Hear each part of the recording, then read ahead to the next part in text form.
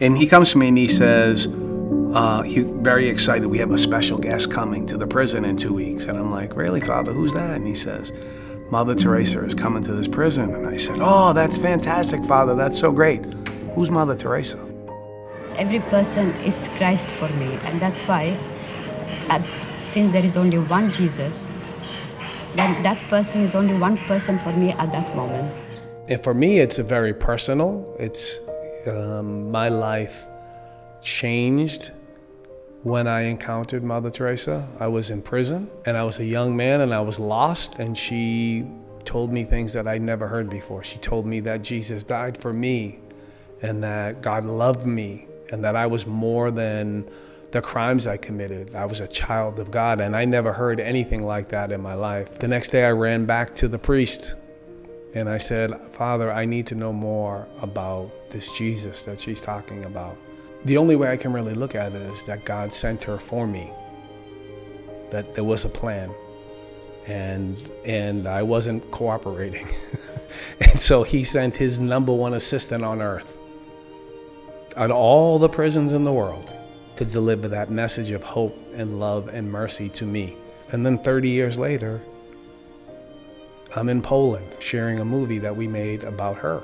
Clearly, when you see the film, you'll see that this film is a cut above the other films that have been done. I feel like this is really the definitive film on Mother Teresa. Not only the depth of the story, but the quality of the work. And, you know, no expense was spared. We went to where Mother's work continues. You know, 5 continents, 10 countries.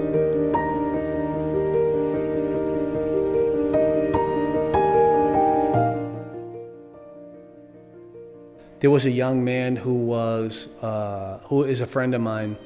He's in Africa right now. He was in Africa when Ebola broke out. And he was in a mission house. And they came to him and said, you should go back to America. And he said, I can't go back to America. Who's gonna take care of these 50 children? His father called him and he said, I don't answer to you, I answer to God. And who's gonna take care of these babies? I can't, they were already abandoned and now I'm gonna abandon them again? And he stayed. He goes from this tornado destroying everything in his path to what I consider a hero, right? He laid his life on the line for his fellows. I mean, that's what we're called to do. That's what God calls us to do, but none of us do it. Right? Very few of us do it.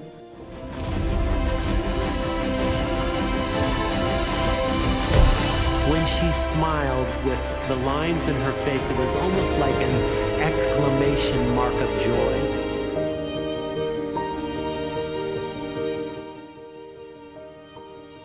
Would you say hello to our fans of Tonight TV, please? Of course. I love Poland. Oh my God. And I love the way people embrace their faith here. Remember, nothing is too big for God. God bless you.